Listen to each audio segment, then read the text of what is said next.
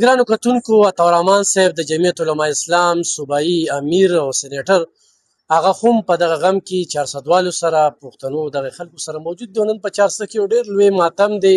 ټوله ضلع دا په تاریخ کې په لومبني ځل د جمعیت علماء اسلام د وینا نه بغیر دکاندارانو بنده کړې ده. نو په رڼا ورځ باندې دغه کومه واقعه چې راغلې ده، عالم هغه عالم چې دغه بیان په دغه یهودي لابي باندې ډیر بد پریوتی دی او د هغې نه پس په سوشل میډیا باندې یو یلغار او یو غوبل یې شروع کړو، اخره کې رانه یوړو. مولانا صاحب د شیخ صاحب دغه په رڼا ورځ باندې دلته کې په دغه ضلع کې مونږ وروي سیف سیټي دا د 6 کروڑو پراجیکټ دی. نن چې واقعه راغله نو نه سیف سیټي وه، نه کیمرا وه، نه څه بل څه. مولانا صاحب رانه یوړو دي. بسم الله الرحمن الرحيم. إنا لله وإنا إليه راجعون.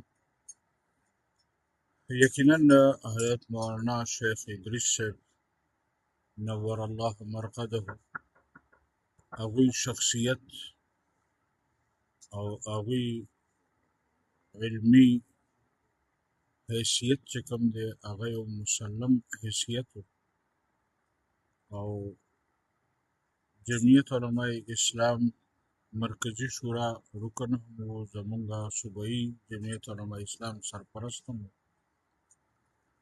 نو جمعیت علماء اسلام خو د خپل مشر نه محرومه شو او مونږ چې هر څومره جړا وکړو هغه شخصیت بیا نشي راتلی. الله رب العالمین دې د ده دا شهادت قبول او منظور وګرځوي. الله رب العالمین دې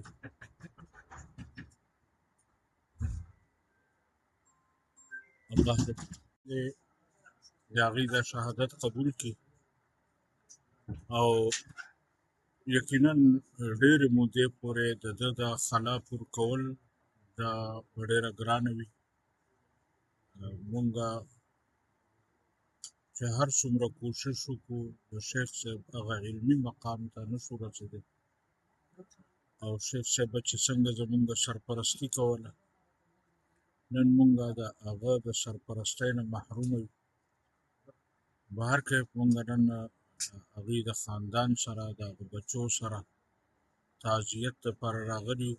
ګو چې مونږه په خپله ځان داسې ګڼو چې دا خلک مونږ ته تعزیت کوي، ولې چې شیخ صاحب زمونږ نه څه جدا نه و، زمونږ په مشرانو کې و. الله رب العالمین دې د هغه دنیا روښانه کړي او الله رب العالمین دې د شهادت قبول کړي. زمونږ د صوبې حالاتو کې زه اوس دلته راتلو نه مخکې آی جي صاحب ته هم ورغلی وم او هغه ته مې هم دا وویل چې لکه مونږ به کوم وخته پورې دا واقعات داسې برداشت کوو او کوم وخته پورې به مونږ دا قربانۍ ورکوو. څه لیمټ شته، څه حد شته که نه شته.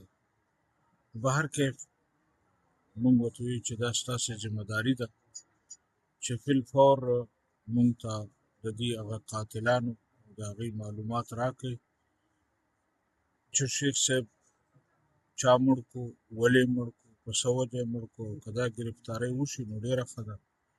نور هسې خو مونږ د سبا په ټولې صوبه کې د احتجاج اعلان کړی دی او انشاءالله په ټولې صوبه کې په ټولو ضلعو کې به هیډ کوارټر باندې احتجاجي مظاهرې کېږي.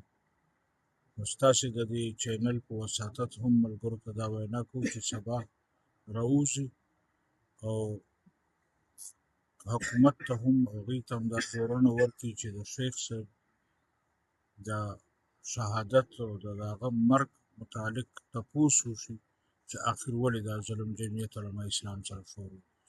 مولانا صاحب په کومه صوبه کې چې جون کو د هغې وزیر اعلی وایي د کور کمانډر په کور باندې حمله ولې نه کېږي، په بل ځای ولې نه کېږي، په هغه څه عجیبه دا یو شمېر علما چې کوم دی نو ټارګېټ شو. نو په دې خله باندې چې یو صوبه کې ته حکومت ویني د امن دپاره دوی څه کردار دی؟ خو مونږ پرون نن هم هلته پرس والو ته هم وویل چې په صوبې کې حکومت نشته دی. صوبه دغو دهشتګردو ته حواله ده. یعنې ته سوچ وکړه چې پرون هلته حیات آباد کې دا خلک راوتي دي او په روډونو باندې خلک ودروي او هغه کوي. چې یو ځل د صوبې په مرکزي شهر کې هم دا حالات وي، نو زه به سبا د بل چا نه څه ګیله وکړم. خو نن چې جمعیت علما اسلام غوښتل، نو زه خو ما داسې کتل چې 400 به واره به دومره علم روتو دومره پرمنۍ او دغې ورکو، نو خو دغه شانتې حالات دوی بیا غواړي لکه اوس د نورو پارټو د جمعیت هغه فرق نن موږ ته وکتل چې یاره دغه 9 مای شي و نور واقعیات شي، او نن چې کوم دی په هسپتال کې پر ځای کې د جمعیت مشرانو چې کوم دی د پرامن دغه کو کنه، نو په دې خپل باندې څه وایي، خو دا دوی داسې دغه نه کوي.